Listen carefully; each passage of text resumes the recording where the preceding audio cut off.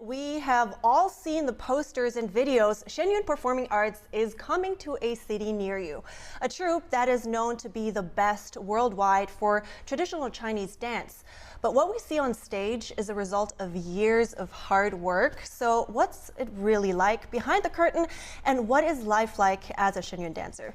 We have the pleasure to welcome Marilyn Yang and William Lee with us today to talk about this. And what many don't actually know is that they're siblings. So welcome to both of you.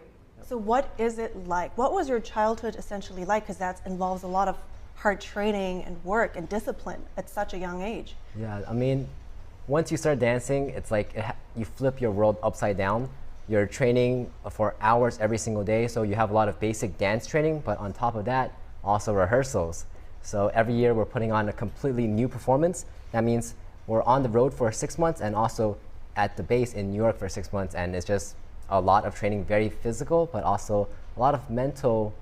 It's very mental because, I mean, learning movements is tiring, it's hard, and you have to use your brain just as much as your body. How did you even get, or how did either of you get to start to be dancers in Shen Yun? How did this come about?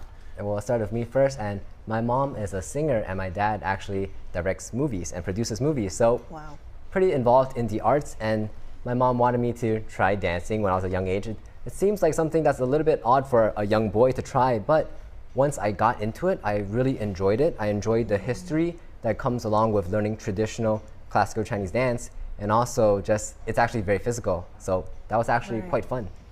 That's nice, so that it was fun on top of all this hard work. And then you decided to, let's say, follow in his footsteps, right? Even though did he tell you about how much hard work that would be?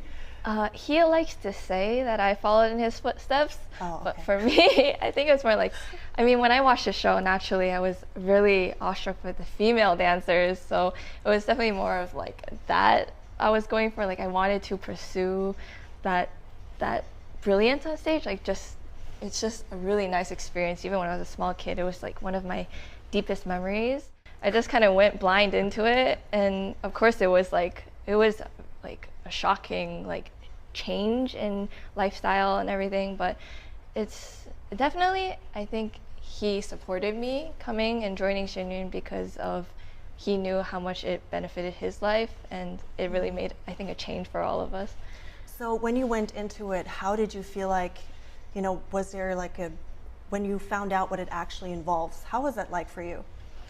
I think at first it was more like, oh, the show's so pretty and you just want to be on stage and just perform. But I think there's a lot that came into it that it's like, it changed me as a character, and definitely a lot of, to be able to train and try to become professional at anything, and dance especially, you have to have a lot of self-discipline, and it's a lot more than just the physical aspect, like you said. I think it's a really humbling experience. Humbling experience.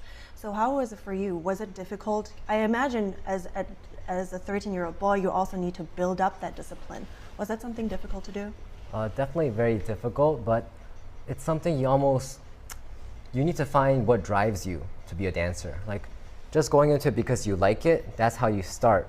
But as you dance, or doing anything in life, you have to find, when things get tough, what really drives you. And for me, even though I was young at the time, the mission of Shen Yun is actually something that is really amazing. To revive a culture that was almost destroyed, to revive 5,000 years of traditional Chinese culture. And I think when you think about it, even when things get hard, that is actually something that's very inspirational for a young person, and it really drove me through some of the tougher times. That is incredible that you understand this. How long have you been dancing now, and what keeps you going now?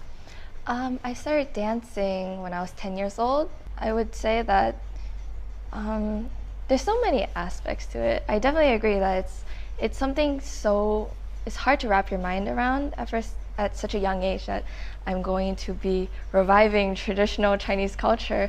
But as I got more into it, I realized that it's just something it's something that's so much bigger than myself, and it was a really special feeling to know that I'm part of something bigger and I'm part of a team. What would you say is the hardest part, and what's your favorite part of being a dancer? Who wants to go first? I would say the hardest part is just trying to become like really skilled at something. It requires a lot of practice, and there's always going to be times when you don't want to get up in the morning to continue like the same schedule. It's just it requires a lot of self-discipline, and I think that's something very challenging because we always have those lazy days, and for sure. Yeah, and it's you wanna always be better than the you were yesterday. So if you want to keep on climbing up that hill, really, it's sometimes you just feel like you stay in the same place for a while and you don't really see much improvement. So it takes a lot of, I think, just the mental push to like strive to become better and know that there's no limit to no limit to how good you can get. So it's always, you got to keep pushing yourself, and I think that's something that's really challenging. Be better than the you yesterday. That's Yes. awesome. What about you? Something really hard is just the training can get very repetitive. It's almost like you can think about like going to the gym and working out, right? You have to do the same motion every time, the same amount of reps, and you have to keep building on top of that. And then maybe you recover a day, and the next day you want to go back. You're still kind of sore, but you still have to go if you want to improve. So dancing is the same thing. The training is quite repetitive, but what we present on stage every year is still different. So there's both sides of that coin where it's repetitive training, but new performance for us every year. So what is your favorite part? Would that be your favorite part, to perform on stage? You know what's really good about being at Shen Yun is that we perform all over the world. And I started young, but I traveled to so many different countries, over 100 different cities in the world, performing and presenting classical Chinese dance on stage. It's something that I'm quite proud of, but it's just a really good experience for a young person. That sounds awesome. You had mentioned before, which is the mission of Shen Yun. So tell me a little bit more about what the mission exactly is and why it resonated with you. So the mission of Shen Yun is to revive authentic traditional Chinese culture. And why that's important is because the CCP that's in China today, the communist regime tried to systematically destroy traditional Chinese culture when they took over China. So there was a cultural revolution, and they actually systematically tried to destroy Chinese culture. They said that everything that is old is bad, like faith and tradition, all of these things that Chinese people have resonated with and is really the backbone of Chinese civilization for over 5,000 years. They try to get rid of that, because when you are spiritual, you believe in, you have your own beliefs. But when the CCP came in, right, they don't want people to have their own faith and be individuals. They want you to just follow what the CCP says. So really, they actually try to, they had all these different movements trying to destroy culture, and all of a sudden, Shen Yun comes in, and we're trying to revive this tradition, revive this culture, which is the backbone of Chinese civilization. And they're actually quite scared of that. So they've interfered with a lot of our performances all over the world. They interfered? How so? So for example, when we try to perform in some theaters, for example, in South Korea, in Dominican Republic, and even in America, they would send letters to the theater managers, and they would try to convince them not to host Shen Yun. Yeah, I think that's good to bring up, because that's a really dark part of history that I think people should be aware of. So why is that so valuable, this traditional Chinese culture, that you want to share it with the world? I think that traditional Chinese culture, it's so rich with just so many virtues and just so many characteristics on how to be a better person, and that's really embedded in the ancient Chinese civilization. Really, the culture is divinely inspired, and everything was very spiritually tied. So the history of ancient China was really all about how to become a better person, how to become make society better, I think. And if we were to bring back those values today, that would definitely benefit just our society nowadays too. For us, when we do a lot of these ancient Chinese stories, these characters, we're not necessarily just acting. It's not just an act that we put up, but we really live in these virtues, and we're always trying to cultivate these virtues in ourselves so that we embody them truly. So when we portray them on stage, it's really a realistic portrayal, and it's not something that we're just trying to put on an act for. It's something, I think, because it's so true to ourselves, the audience can really feel how rich and just how accurate. It feels more genuine if you resonate with that character's emotions or what he's portraying. So for example, Mi Furen, she had to sacrifice for her baby. If you're quite a selfish person, you might not resonate with those feelings or those virtues. And then what you portray on stage is not really going to connect with your character, and it might not connect with your audience. So that's why if you want to portray a character well, you really need to resonate with the values that they represent. Right. So what exactly does that mean how does that manifest in your life? When you say it represents, you live by those values, what kind of changes do you make to your life to achieve that?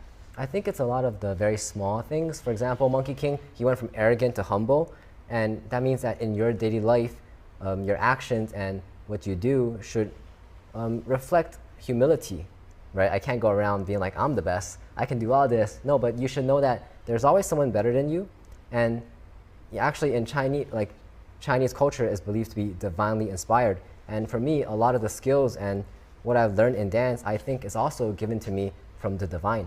It's not just my own hard work, but that's like something that we believe, Chinese people believe, is from the gods. And even my skills and abilities, I think, are also given to me from the divine as well. There is a saying, 学艺先学做人. So before learning a skill, first learn to be a good person. And that, I think, for a lot of dancers, I think it's very important, because if you're a good person, you can better represent these values on stage. It's like, for example, if I'm telling you, I like watermelon, something very simple, right? We can all, but if I really hated watermelon, I dislike it, but I told you I like watermelon, you would feel something's a little bit off. But if I really like watermelon and I'm telling you, I love watermelon, you gotta believe me, you gotta try this watermelon, you feel different. So the difference is one is true and one is false. But what I'm saying is the same thing. Yeah, you know what? That makes a lot of sense to me, because when you say something that you don't stand by, it definitely will feel different.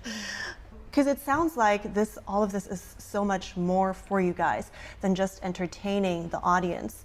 So if the audience would watch the show and would leave the show with just one takeaway, what do you hope it would be? I think we both agree that it would be hope. Actually, we want the audience to really have a sense of hope after watching our show, and I think that's why it's so meaningful to us to put on our performances. I think one way we would put it is like, there's always, after a storm, there's always a rainbow, and so we want to have our audience really get to experience that and have hope leaving our theater. And I think it really helps that, in the sense that we're not just an entertainment show. We're not really just, we don't put it on so you can have just laughs or like just have like a momentary piece of like escape. It's more like we really want you to be able to take away these values, because I think in Shen Yun we have like 20 pieces in our whole program, and each story I think really has a deep moral or something you can learn from. And that really is why I think traditional Chinese culture is so important. It's because each story, it really has something that's meaningful. It has a moral to the story. The story of Shen Yun is actually a story of hope. Chinese culture was almost destroyed because of the CCP, but Shen Yun was founded in America, where we were able to revive this traditional Chinese culture and share it with the world. And hope is something that is not a value that is only good for the Chinese people. Hope should be something that everyone all over the world it's something that everyone can resonate with, this story, and it might just inspire you a little bit in your daily life as well. And along with it is the tradition and virtues of Chinese history and Chinese culture. It's something that's universal. So a really important parts of Chinese culture, such as faith, compassion, and humility, these are all things that we can have a little bit more of in our daily lives. I just mentioned in the beginning of this interview, you guys are almost off to the airport. You guys are starting your tour. So where can people catch you guys on stage this season? I'm back in Europe. My company's in Europe. Yeah. So we have 8 companies and we're traveling all over the world, but check out shenyun.com for specific cities. So are you going to be in Mexico again? I will be in Mexico this year. But Okay, lovely. Always. If you want to find William Lee, just find him in Mexico. Okay. Maybe I'll come and wave to you from offstage. All right. It was a pleasure talking to you today. It was very insightful. I'm very inspired, I have to say.